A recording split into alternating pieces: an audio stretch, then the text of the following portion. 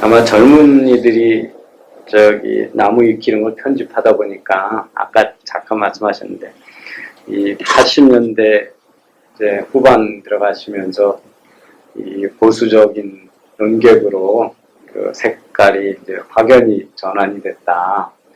그래서 뭐 그 군사 독재 시절에 체제 비판적인 언론으로 명성을 떨쳤는데 88 올림픽 기점으로 신경의 변화를 일으키셔가지고 90년대 이후로는 보수 성향의 논객으로 활동하고 있고 논조의 스탠스가 보수 반공주의 노선으로 전환됐다 뭐 이런 88 올림픽이 뭐 영향을 미쳤습니다. 뭐 지금까지 제가 기자 생활을 하면서 가장 감동적인 하루를 꼽으라면은 1988년 9월 17일 서울 올림픽 개막 행사, 특히 개막식. 그때 날씨 좋았습니다. 그 전날에 폭우가 쏟아졌다고. 그날은 정말 가슴이 벅찬다는 걸 그때 느꼈습니다. 우리나라에서 성공적인 국제 행사는 88 올림픽밖에 없었던 것 같다. 그거는 어느 나라가 그냥 농업 국가에서 산업 국가로 성공적으로 진입했다는 걸 전 세계에 다 알리는 신호탄이기도 하고 내부적으로도 그런 자부심을 갖게 만드는 것이고. 저는 그래서 사람들의 행동의 변화를 일으킨다는 건 얼마나 어려운 일인데 88 올림픽은 줄 안 서던 대한민국 사람들을 버스 타고 지하철 타는데 다 줄 서게 만들었거든요. 화장실 문화 해결하고 화장실 문화고 길거리에서 침 뱉는 일 안 하게 하고 이런 공중도덕이 다 그거로부터 재정립이 됐거든요. 그래서 대한민국 건국 이래 국민의 행동을 그렇게 바꾼 역사적 사건이 없었거든요. 그래서 그 88 올림픽 개막식이 그렇게 벅차셨군요.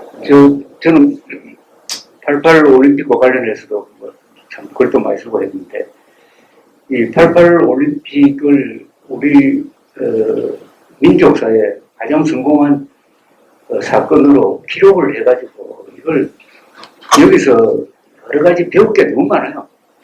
88 올림픽을 추진했던 사람이 전두환, 노태우, 박세지 그리고 개막식의 컨셉을 만든 이효령 씨 이런 사람 이제 대표적인데 이런 사람들이 다 인류였습니다. 지금 생각해보니까 이 사람들이 생각하는 발상은 인류였어요. 그 박세직 씨가 조직위원장을 하면서 올림픽 주제가를 어떻게 정하느냐 하니까 사람들이 뭐 조용필 누구 뭐 하면서 우리나라 가수가 부르는 걸 해야 된다고 하더랍니다. 그래서 박세직 씨가 아니 손님을 지금 맞이하는 건데 외국 사람들이 좋아하는 노래 불러야지. 그래서 그걸 다 끊고 미국 작곡가 보로데는 작곡가를 가지고 그 다음에 또 작사도 쭉 하고 이래가지고 만들었는데 이게 해니랜드 아닙니까? 그죠?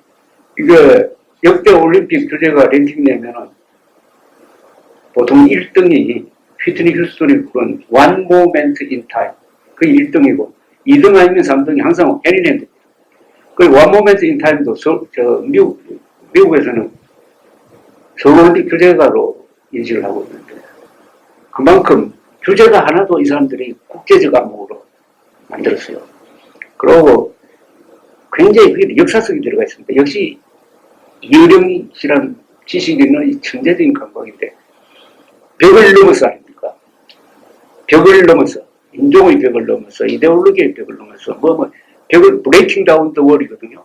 그게 서울올림픽의 주제였고 여기에 맞춰가지고 주제가도 만들고 그 굴릉새도 굴리고 그때 태권도 뭐 하기도 했는데 벽 그래 됐잖아요. 벽을 넘어서 서울올림픽이 상당한 계기가 됐지. 동국권 사람들이 서울올림픽 중계방송을 보고 야 이거 우리는 뭐냐 저 거지 같은 한국은 저렇게 멋진 나라를 만들었는데 이건 우리는 뭐냐 아니 이런 문제의식이 그 다음에 1989년에 거리로 나와가지고 동구공산국가가 무너지는 하나의 계기가 됐습니다. 그건 제가 하는 이야기가 아니고 그 동구에 있는 사람들 러시아 사람들이 그런 이야기를 하더라고요. 그러니까 얼마나 통쾌한 겁니까? 서울올림픽이 가지고 있는 세계사적인 논이 이게 지금도 충분히 전해지지 않고 이게 서울올림픽을 주최했던 사람들이 9월 17일 되면은 그런 걸 가지고 행사도 하고 뭐 하고 해야 되는데 우리는 우리 보수 세력이 자기 자랑을 하는데 너무 미숙해요. 또 부끄러워하고. 좌익은 자랑을, 아무것도 아닌 걸 가지고 자랑하는 데 쓰는데, 한국 사람들은, 특히 한국 보수는 자랑하는 걸 좀, 이렇게 하다 보니까 이렇게 돼버린 거예요. 자랑할 게 많은데도. 그런데 이거 꼭 기억해야 될 사람이 있어요. 이 아이디어를 누가 냈느냐는 겁니다. 그게 박정희 대통령 기모실장에 했던 박종규 씨입니다. 박종규 수위가 1978년에 세계 사격 대회를 한국에서 개최를 했습니다. 그 워커힐 밑에 있는 그 워커힐 아파트가 그때 선수촌이었거든. 근데 이거 한번 개최해보니까 이 사람 자신감이 붙은 거라. 그래서 서울올림픽을 유치합시다 해가지고 박정희 대통령한테 건의를 해요. 그 건의하는데 보면은 첫째 사회의 선진화, 그리고 동북권과의 외교 루트를 부른다. 그리고 남북관계에서 우리가 결정적인 이걸 딱 써놨어요. 그 박정희 대통령이 그걸 받아들입니다. 그래서 돌아가시기 열흘 전에 정상천 서울시장이 유치하겠다고 공개를 했어요. 그러다가 11.6 사건 나오니까 사기자 버렸어. 그러다가 전두환 대통령이 다시 살인한 겁니다. 전두환 대통령. 그 다음 노태우 대통령이 바덴바덴에서 유치작전을 지휘를 하고, 그래서 박종규, 전두환, 노태우, 박세직, 이어령 이 5사람은 정말 기억해야 돼요. 우리가 그때 국민소득 한 3,000불 좀 넘을 때 얘기거든요. 그 유치할 때가 3,000불 될 때니까 지금 생각하면 참 의미가 없는 나라였잖아요. 아무도 안 된다고. 예. 근데 그걸 유치한 걸 보면 그때 정부나 재계의 능력이 지금보다 훨씬 돈 쓸 수 있는 능력이 훨씬 뛰어난 게 아닌가. 그때는 또 일본이 별로 열심을 안 했어요. 나고야를 국가적으로 안 밀어줬다고. 지금 대통령실이 이 정보를 제대로 흡수할 수 있는 능력이나 기획 능력에서 지금 뭔가는 크게 고장이 나 있지 않냐, 이런 우려를 상당히 크거든요. 그리고 지금 반대쪽에서는 그간 대통령이 계속 해외 방문하는 것에 대해서 계속 비판적이었거든요. 상당히 비판적이었습니다. 이 보수 쪽은 외면하고 있지만 그러면서 또 김건희 여사가 명품 사러 갔네 뭐니 하는 것까지 해가지고 막 음모론적으로 공격해 왔는데, 그거에 대한 방어가 부단 엑스포 유치한다는 거였는데, 매치에서 지지율이 이렇게 곤두박질 치는데도 거기 또 올인하다시피 했는데 결과가 이렇게 나와서 선거에도 상당히 영향이 이게 바닥의 정보가 윤석열 대통령한테 제대로 전달 안 됐을 가능성이 있어요. 그런데 윤석열 대통령도 놀랐을 가능성이 있어요. 예. 저는 그쪽 유럽에 있는 사람한테 수시로 물어봤습니다. 한 번도 우리가 이길 수 있다고 말하는 게 없었어요. 그냥 안 된다고 했는데, 신문만 보면은 나도 속겠더라고요. 예. 그러고 기업인이 뛰니까 과거에 바덴바덴 때 정주영식 관련 그게 생각이 나서 이건 이럴 수도 있겠구나라고 기대를 했는데, 이런 결과가 나온 거는 보니까 윤 대통령이 앞장서서 딱 뛰면서부터는 이게 전부 다 윤 대통령한테 유리한 정보만 올라갔을 겁니다. 그러니까 안 된다고 하면은 왜 이렇게 참고 뛰었느냐 해가지고 그런 한마디만 하면 그 뒤에 그런 정보가 올라가지도 않거든요. 그게 누적돼가지고 119대 29 이랬다고 되어버렸는데, 이건 국가 차원의 정보 실패인데, 이 정보 실패가 얼마나 무서우냐 하면 이번에 하마스의 이스라엘 공격이 완전히 정보 실패 아닙니까? 예, 맞습니다. 우리 국가적 차원에서도 정보 실패가 몇 번 있었거든요. 그 전에. 근데 이 국가적 정보 실패는, 근데 난 지금 하나 궁금한 게 있어요. 그래도 딱 정확한 보고를 올려야 될 기관이 딱 하나 있어, 우리나라에서는. 그게 국정원입니다. 국정원의 해외 파트에서 어떤 정보를 올렸느냐. 아마 거기서는 정확한 정보가 올라갔을 가능성도 있고 아닐 가능성도 있어요. 지금 국정원을 보면. 오시자마자 다 잘랐죠. 그러니까 과거 같으면 그런데, 그래서 이게 정보가 얼마나 무서운지는 이 전쟁을 해본 나라는 아는데, 정보 판단이 잘못되면 나라가 그냥 망해버리는데, 윤석열 대통령이 이번에 국정원 인사를 한 걸 보면은 이분이 정보기관을 어떻게 다뤄야 될지가 정리가 안 돼 있는 것 같아요. 김규현 원장이 인사를 하는데 거의 불만을 가진 사람이 바깥으로 리크를 해가지고 언론에 보도하도록 만들고 그에 영향을 받은 대통령이 자기가 결제한 인사도 나중에 뒤집어버리고 이렇게 된 거 아닙니까? 이거 말이 아니거든요. 세상 어느 정보기관이 인사 문제를 가지고 외부로 가져와가지고 언론 플레이 불평불만하는 나라가 어디 있습니까? 정보기관에서 노선 문제로 우리 그러니까 문재인 때처럼 친북 노선으로 가면 이건 안 된다고 말하는 걸 가지고 외부에 하는 건 그건 괜찮아요. 그거는 나름대로 국가를 위한 거니까. 그런데 세상에 인사 문제를 가지고 그러면은 대통령은 인사 문제를 가지고 문제 제기한 사람을 싹 잘라버려야 되거든요. 그래가지고 김규현 씨는 밀어줘야지. 근데 이번에 보니까 같이 날려버리더라고요. 그러면 다음 국정원장도 일 못합니다. 아, 이건 국가적 위기입니다. 이 정보기관은 저렇게 내심 동안 길렀다가 결정적 순간에 정보 하나 가지고 나라의 흥망이 좌우되는 것들. 그때 서부려고 하는 건데. 그런데 이 우리나라 국정원은 세계에서 이런 정보기관이 별로 이해가 없어요. 일본 사람들이 제일 부러워했던 게 일본에는 국가정보원이 없는데 한국에는 국가정보원이 있다는 겁니다. 근데 이 큰 국가적 자산이었어요. 그러다가 문재인 때 저래 돼버렸지. 대북 그 정보 수집 능력 그때 없애버리고. 근데 지금 해외 정보 수집 능력도 지금 이번에 제대로. 그건 모르겠어요. 어떻게 했는지. 그게 궁금한데 그건 추리를 해봐야 되겠죠. 뭐 올림픽하고 양김 분열, 뭐 김영삼 정부 지나면서 반공 보수로 이렇게 선회했다, 뭐 이런 이제 나무 위키에 있는데 거기에 상당히 뭐라 그럴까 음모론적인 이야기를 하시는 분이 있어요. 성공에 대해 역사학자 한홍구 씨인가요? 그분 한홍구? 그러니까 이 조갑재 대표가 안기부로부터 각종 많은 정보를 주고받으면서 정보의 유혹에 넘어갔다, 뭐 이런 주장을 했다고 그래요. 나는 우리나라 기자 중에서 제가 안기부를 취재 대상으로 삼은 유일한 기자입니다. 첫 기자지.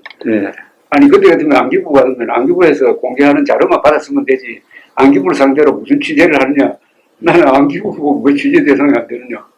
해가지고 안기부를 취재 대상으로 삼고 CIA도 취재 대상으로 삼았다가 제가 붙들려가가지고 심사에 쫓겨나게 됐는데 그러다 보니까 안기부 사람들 많이 알게 됐어요. 자연히 취재가 되는 거예요. 그리고 그쪽에서도 보니까 예컨대 뭐 김연희 세계에서 최초 인터뷰 같은 거 이런 거. 그래서 저는 서로 이제 그 정상적인 이제 민주국가에서 정보기관과 저와의 이런 거죠. 그러니까 내가 특종을 많이 하니까 뭐 특종을 많이 할 수밖에 없지.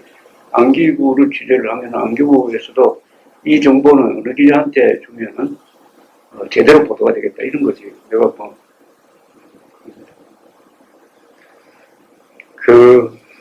여기에 이제 조선일보 월간조선을 떠나게 된 계기에 대해서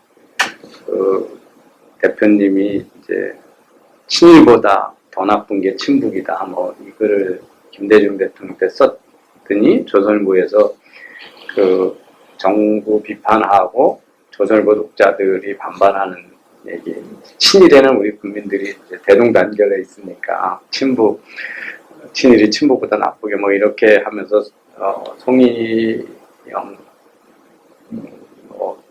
논설위원인가요?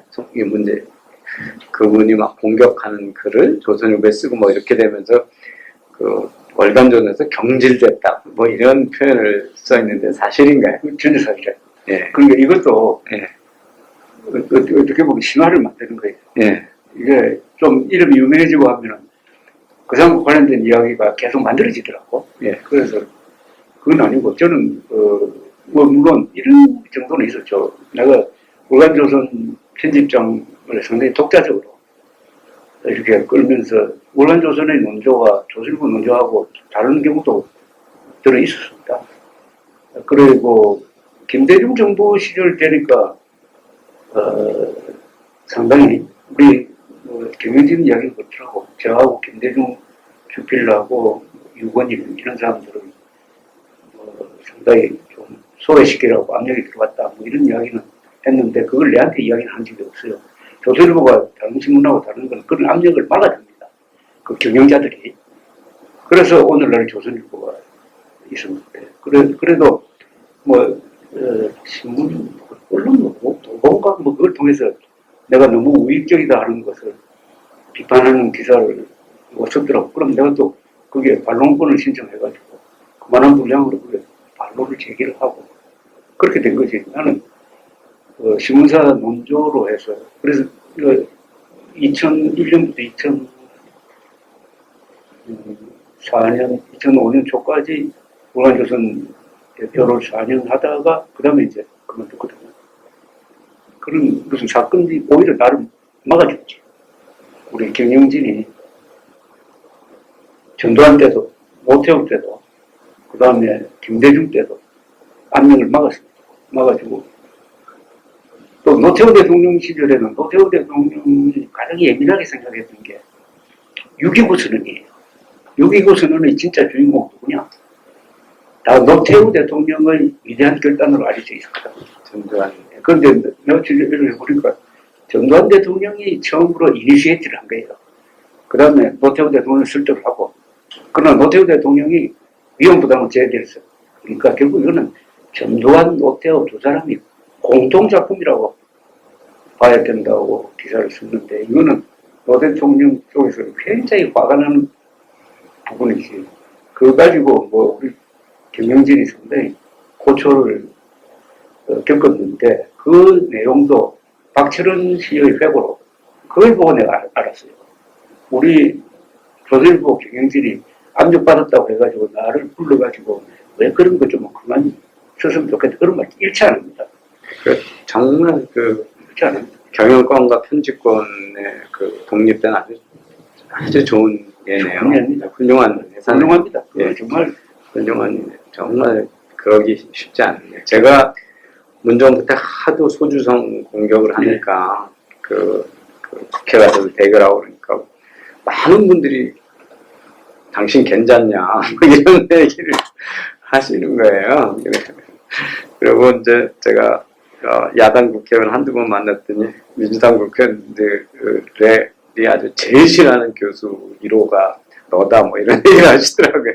그렇지만 이제 카이스트는 저한테 뭐 그거에 대해서 한마디 한 적이 없거든요. 그런데 이제 그래서 카이스트는 이제 원래 글로벌 원칙에 따라서 운영되는 학교이기 때문에 학문의 자유나 뭐 이런 아카데믹 프리덤 이런 거에 대해서 그렇게 함부로 하는 그런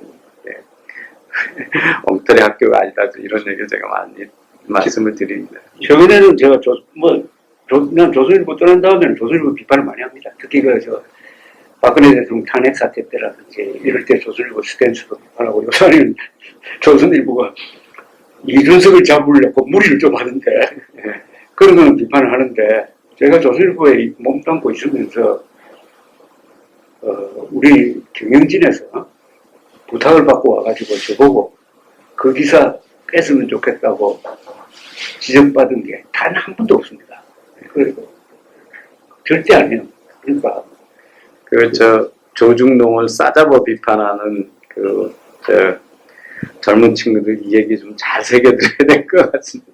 그러니까 우리나라에서 이게 얼마나 훌륭한 언론사예요. 사실은 기자들, 편집, 경영권하고 편집권이 완전히 그런 독립성이 가능했던 게 흑자를 남겼기 때문에 그렇습니다.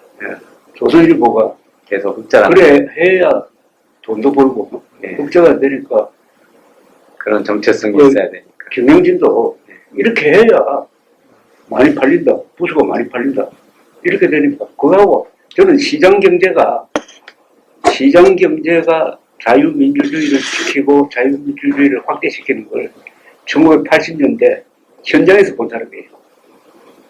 왜 신문사 사람들이 전두환 정권하고 맞서가지고 그 기사 못 빼겠습니다. 이렇게 이야기할 수 있었냐 하면은 궁극적으로는 그게 돈과 직결되는 거예요. 예. 굽신거려버리면 신문이 안 되는 거야. 안 팔리는 거야. 그 동아일보 광고 사건, 백지 광고 사건 이런 때가 그런 때죠.